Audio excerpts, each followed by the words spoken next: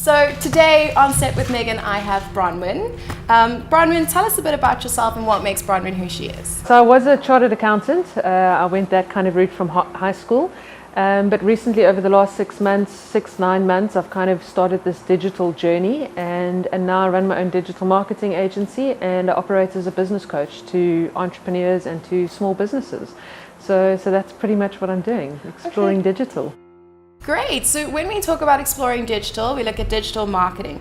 Now, there's a lot of negative connotations around digital marketing, and when we look at the bullying that happens on digital and social media, we look at the unrealistic expectations and perceptions that are out there. Tell us a bit about that side of it, and do you believe we can work around this, and if so, what would be some of your tips for entrepreneurs? So look, I think there's two kind of sides to that question. Is the one impact on us as a person, and then obviously how entrepreneurs can use it. So as a person, I think we need to start to realize that what people put on social media is kind of their best life, and the image that they want to create. It's not necessarily true, and that creates a lot of social pressure on people. Like if you post a photo that you're at a great wine farm or at an exclusive event or whatever, then maybe it makes me feel bad about myself because I'm not at that same event, or I can't afford that, or whatever.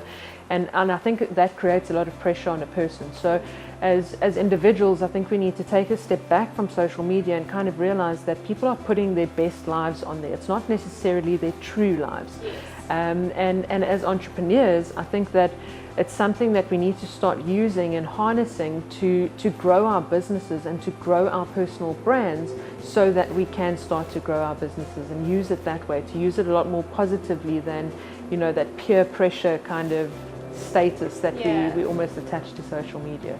Writing that one of your greatest achievements was taking the leap of faith into entrepreneurship. Can you tell us what gave you the faith to do this and to take that leap of faith?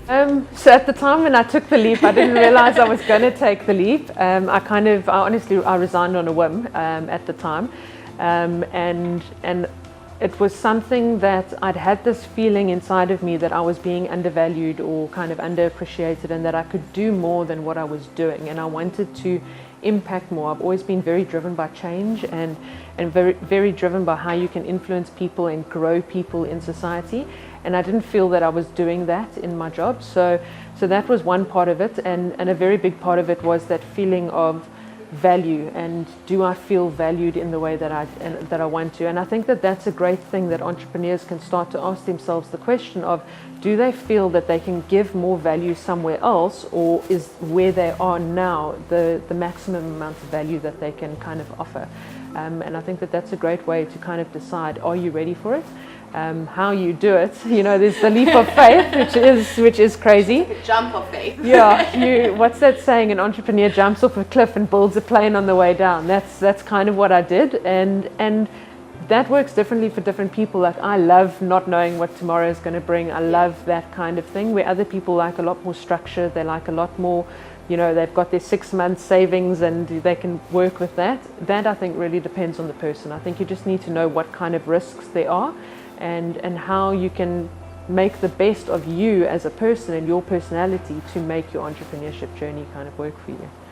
Because not everybody is an entrepreneur. No, they aren't. But it's something that, since I've done it, I think everybody in us has these ideas, and it doesn't necessarily mean that you have to own your own business, but you could start leading your teams in business that you're in a different way, and lead in that way.